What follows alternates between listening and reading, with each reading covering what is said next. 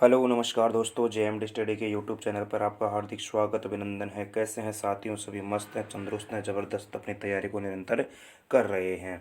हौसले बुलंद कर रास्तों पर चल दे, हौसले बुलंद कर रास्तों पर चल दे, तुझे तेरा मुकाम मिल जाएगा। बढ़कर अकेला तू पहल कर, देख कर तुझको काफिला खुद बन जाएगा।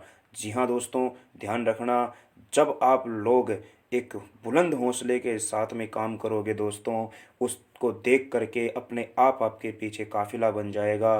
काम ऐसा करो कि दुनिया वो काम करना चाहे। इस बात का ध्यान रखना, पहचान ऐसी बनाओ कि वही पहचान दुनिया बनाना चाहिए। तो उठाइए पेन कॉपी दोस्तों, और उस माँ बाप की फिक्र को फक्र में बदलना है दोस्तों। चलिए शुरू करते हैं आज 23 फरवरी 2022 के करंट अफेयर्स के प्रश्न और उत्तर की दोस्तों। और उस पेपर की औकात को नस्ते नाबूद करना है, उस मंजिल को उसकी औकात दिखानी है। चलिए साथियों, उठाइए पेन कॉपी और आज की क्लास का पहला क्वेश्चन आपके सामने आता है। थोड़ा सा इसको अपन करते हैं क्या छोटा, क्योंकि ताकि अपनी पूरी स्क्रीन पर ये आ पाए।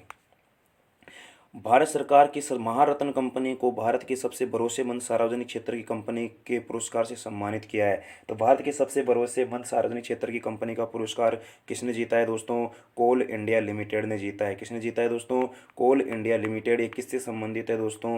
ये कोयला से संबंधित है। इसका आप लोगों को ध्यान रखना है। और ये भारत की सबसे भरोसेमंद सार्वजनिक कंपनियों का पुरस्कार इसने जीता है, और कोल इंडिया कंपनी ने। और ये किससे संबंधित है? कोयला से संबंधित है। चलिए दोस्तों, चलते हैं नेक्स्ट क्वेश्चन की तरफ। नेक्स्ट क्वेश्चन है दोस्तों हमारा, इसको फिर थोड़ा छोटा करना पड़ेगा क्योंकि अभी के भी ऑप्शन हमारे पास नहीं आ रहे। अब ठीक है।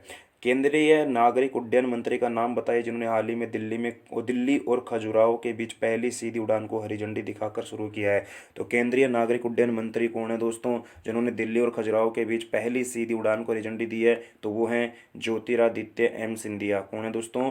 ज्योतिरादित्य एम सिंधिया केंद्रीय नागरिक उड्डयन मंत्री हैं, जिन्होंने दिल्ली और खजुराहो के बीच पहली सीधी उड़ान को हरी झंडी दिखाकर शुरू किया है। तो इस बात का ध्यान रखना है, पहली सीधी उड़ान किस किस के बीच में है? दिल्ली और खजुराहो के बीच। खजुराहो कहाँ पर दोस्तों? मध्य प्रदेश में। कहाँ पर है? मध्य प्रदेश में है खजुराहो। तो इस बात का ध्यान रखना है। वो ज्योतिरादित्य एम सिंधिया जो हैं दोस्तों हमारे,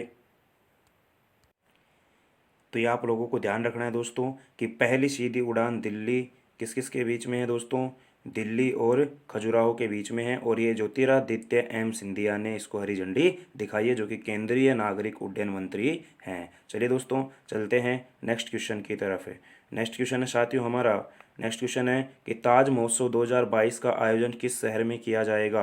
तो ताज महोत्सव 2022 का आयोजन दोस्तों कहाँ किया जाएगा? आगरा में किया जाएगा। और ये मार्च के महीने में किया जाएगा दोस्तों। कौन से महीने में किया जाएगा? मार्च के महीने में किया जाएगा। ताज महोत्सव 2022 का आयोजन आगरा शहर में किया जाएगा, मार्च के महीने में किया जाएगा दोस्तों। इसमें देख लेते हैं कि कितनी मार्च से कितनी मार्च के बीच होगा। ये रहा दोस्तों 20 से 29 मार्च, यानी 10 दिन ये महोत्सव चलने वाला है दोस्तों। और सबसे इम्पोर्टेंट है दोस्तों क्या? इसकी थीम है दोस्तों आज़ादी के अमृत महोत्सव के संग ताज के रंग। और आपको पता होगा आज़ादी की अमृत महोत्सव यानी 35वीं वर्षगांठ चल रही है दोस्तों, इसलिए आज़ादी के अमृत महोत्सव के संग ताज के रंग इसकी क्या है? थीम है। किसकी थीम है दोस्तों? इस ताज महोत्सव 2022 की थीम है, जो कि 20 मार्च से 29 मार्च 2022 तक होगा आगरा में। इसकी थीम आपको याद रखनी है, आज़ादी के अमृत महोत्सव के रंग संग ताज के रंग। आज़ादी के अमृत महोत्सव के संग ताज के रंग। चलिए लड़ लो, चलते हैं नेक्स्ट क्वेश्चन की तरफ। नेक्स्ट क्वेश्चन है, निम्न में से कौन सी राज्य सरकार प्रोजेक्ट आरोहण नाम के 4 वर्षीय परामर्श कार्यक्रम लॉन्च कर रही है? तो प्रोजेक्ट आरोहण नाम से, कौन से नाम से दोस्तों? प्रोजेक्ट आरोहण नाम से 4 वर्षीय परामर्श कार्यक्रम लॉन्च करने वाली राज्य सरकार कौन सी है? असम है दोस्तों। कौन सी है? असम है। और असम की राजधानी आप सभी जानते होंगे दोस्तों, क्या है? दिसपुर है। असम की राजधानी क्या है? दिसपुर है। और आप यहाँ से मुझे बताओगे असम के मुख्यमंत्री और यहाँ के गवर्नर कौन है, ये आप लोग मुझे कमेंट बॉक्स में कमेंट करके बताएंगे दोस्तों। ये आप लोगों का होमवर्क है, या आप मुझे कमेंट बॉक्स में कमेंट करके बताएंगे। और उन्होंने प्रोजेक्ट आरोहण नाम से 4 वर्षीय परामर्श कार्यक्रम चलाया, किसने? असम सरकार ने। चलिए दोस्तों, बढ़ते हैं नेक्स्ट क्वेश्चन की तरफ। The disconnect between ambition and impact, the disconnect between ambition and impact के मुताबिक जलवायु परिवर्तन को लेकर चिंता के मामले में भारतीय कंपनियां कौन से स्थान पर हैं? तो भारतीय कंपनियां दोस्तों 5वें स्थान पर, यानी कि कुल मिला के जलवायु परिवर्तन को लेकर चिंता में है दोस्तों, तो ये भारतीय कंपनियां हैं जो कौन से स्थान पर है? 5वें स्थान पर है the disconnect between ambition and impact के अंदर। चलिए दोस्तों बढ़ते हैं नेक्स्ट क्वेश्चन की तरफ। नेक्स्ट क्वेश्चन है दोस्तों हमारा यहाँ पर, भारती प्रवीण पवार ने हाल ही में किस राज्य के देश की पहली जैव सुरक्षा स्तर 3 नियंत्रण मोबाइल प्रयोगशाला का उद्घाटन किया है? तो भारती प्रवीण पवार ने हाल ही में किस राज्य में देश की पहली जैव सुरक्षा स्तर 3 नियंत्रण मोबाइल प्रयोगशाला, तो दोस्तों कहाँ की है? महाराष्ट्र मुंबई में की है दोस्तों। कहाँ की है? महाराष्ट्र मुंबई में की है, ये आप लोगों को ध्यान रखना है। जैव सुरक्षा स्तर 3 नियंत्रण प्रयोगशाला का उद्घाटन किया है, नियंत्रण मोबाइल प्रयोगशाला का दोस्तों, तो ये भारती प्रवीण पवार ने किया है। और भारती प्रवीण पवार क्या है दोस्तों? ये हैं केंद्रीय स्वास्थ्य और परिवार कल्याण राज्य मंत्री। कहाँ के? महाराष्ट्र के। तो महाराष्ट्र के केंद्रीय स्वास्थ्य और परिवार कल्याण राज्य मंत्री जो हैं वो भारती प्रवीण पवार हैं, जिन्होंने वैज्ञानिकों द्वारा उभरते और दोबारा उभरने वाली वायरल कंपनी संक्रमणों की जांच करने के लिए देश की पहली जैव सुरक्षा स्तर 3 नियंत्रण मोबाइल प्रयोगशाला का उद्घाटन महाराष्ट्र के कहाँ किया है दोस्तों? नासिक में किया है, महाराष्ट्र के नासिक में किया है। चलिए दोस्तों बढ़ते हैं नेक्स्ट क्वेश्चन की तरफ। भारत और ओमान के बीच वायुसेना के बीच ओमान की वायुसेना के बीच ईस्टर्न ब्रिज 6, क्या नाम है दोस्तों? ईस्टर्न ब्रिज 6 नामक एक द्विपक्षीय हवाई अभ्यास किया जा रहा है, किस वायुसेना स्टेशन पर आयोजित किया गया है? तो ध्यान रखना, भारत और ओमान की वायुसेना यानी भारत की वायुसेना और ओमान की वायुसेना के बीच कौन सा युद्ध अभ्यास किया जा रहा है? ईस्टर्न ब्रिज 6, ईस्टर्न ब्रिज 6, और ये किया जा रहा है दोस्तों जोधपुर वायुसेना स्टेशन, जो कि कहाँ पर है? राजस्थान में है। कहाँ पर है दोस्तों? तो राजस्थान में है। तो ये किस किस के बीच हो रहा है? भारत और ओमान की वायुसेनाओं के बीच किया जा रहा है, जोधपुर वायु सेना स्टेशन पर। तो इस बात का आपको ध्यान रखना है। चलिए दोस्तों बढ़ते हैं। अच्छा, एक और मैं होमवर्क आपको दे देता हूँ। देखो, एक तो मैंने आपको होमवर्क दिया है असम के मुख्यमंत्री और गवर्नर बता रहा है, एक और होमवर्क आपको दे रहा हूँ मैं कि भारतीय वायुसेना के अध्यक्ष कौन हैं?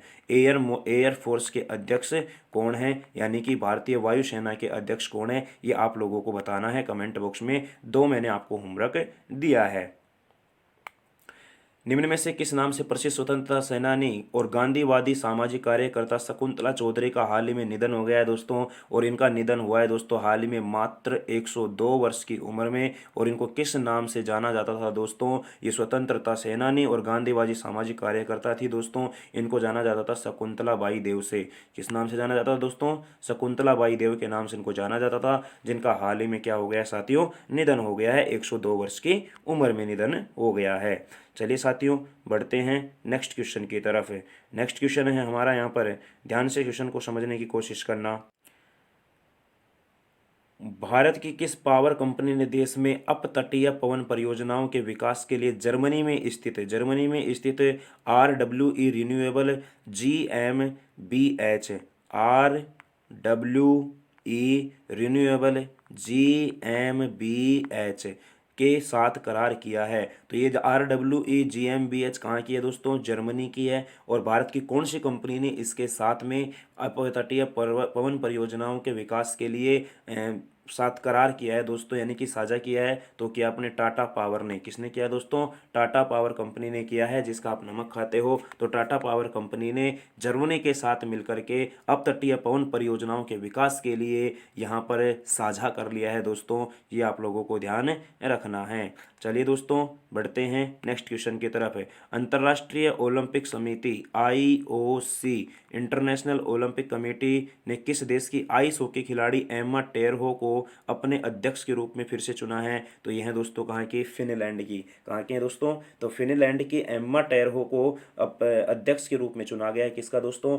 IOC का अध्यक्ष, अंतर्राष्ट्रीय ओलंपिक इंटरनेशनल ओलंपिक कमेटी का अध्यक्ष, यानी कि फिनलैंड की आइस हॉकी खिलाड़ी है दोस्तों कौन? एम्मा टेरहो, उसको अध्यक्ष बनाया गया है। तो ये था दोस्तों आज का सेशन। उम्मीद करता हूँ कि क्लास आपको अच्छी लगी होगी। क्लास अच्छी लगी हो तो लाइक कर देना, इसको अपने फ्रेंड्स के साथ में शेयर कर देना और और मैंने कोई भी समस्या हो या मैंने होमवर्क रख दिया उसको कमेंट बॉक्स में कमेंट बताना है दोस्तों। आपके अपने चैनल JMD स्टडी को सब्सक्राइब कीजिएगा। और दोस्तों ध्यान रखना, माँ बाप का सपना पूरा करना है तो आज आपको शिद्दत से मेहनत करनी पड़ेगी, ईमानदारी से, लगन से, जोश और जुनून के साथ आप लोगों को अपनी मेहनत को जारी रखना होगा। मिलेंगे दोस्तों नेक्स्ट क्लास में नई करंट अफेयर्स के साथ में। और अपना और अपने परिवार का ध्यान रखिएगा, अच्छे से मेहनत करते रहिएगा दोस्तों।